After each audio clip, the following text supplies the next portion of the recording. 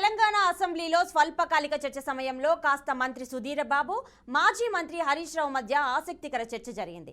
42 పేజీల బుక్ ఇచ్చి 4 నిమిషాలు కూడా కాలేదు, అప్పుడే చర్చ అంటున్నారని మంత్రి హరీష్ రావు ప్రశ్నించారు. గతంలో కూడా డిస్కషన్ మొదలైనప్పుడే తమకు నోట్ ఇచ్చారని మంత్రి సుధీర్ బాబు స్వీట్ గానే ఆన్సర్ ఇచ్చారు. తాము కూడా ప్రతిపక్షంలో ఉన్నప్పుడు అదే విషయాన్ని చెప్పామని, హరీష్ సూచన పరిగణలోకి తీసుకుంటామన్నారు. 42 పేజీల బుక్ను మాకు ఇచ్చి 4 నిమిషాలు కాలేదు, కనీసం ఇది మేము చదవకుండానే ఈరోజు మమ్మల్ని మాట్లాడమంటున్నటువంటి పరిస్థితి.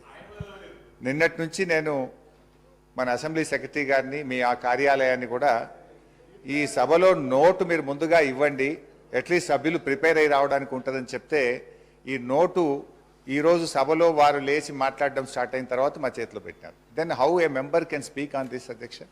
భవిష్యత్తులోనైనా నేను మీతో కోరేది ఒకటే, అట్లీస్ట్ ప్రభుత్వం టేబుల్ మీద పెట్టేటువంటి పేపర్ను ముందు రోజు సభ్యులకు ఇచ్చినట్టయితే సభ్యులు ప్రిపేర్ అయ్యి రావడానికి ఉంటుంది.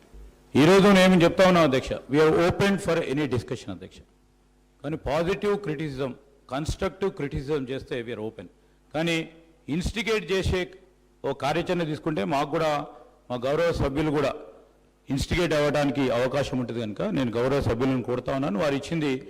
వారు చెప్పింది డెఫినెట్లీ మేము గతసారి కూడా, గత శాసనసభలో కూడా అడిగాం, మనం డిసెంట్ చెప్పడానికి అవకాశం ఉండాలి, వాయిస్ ఉండాలని.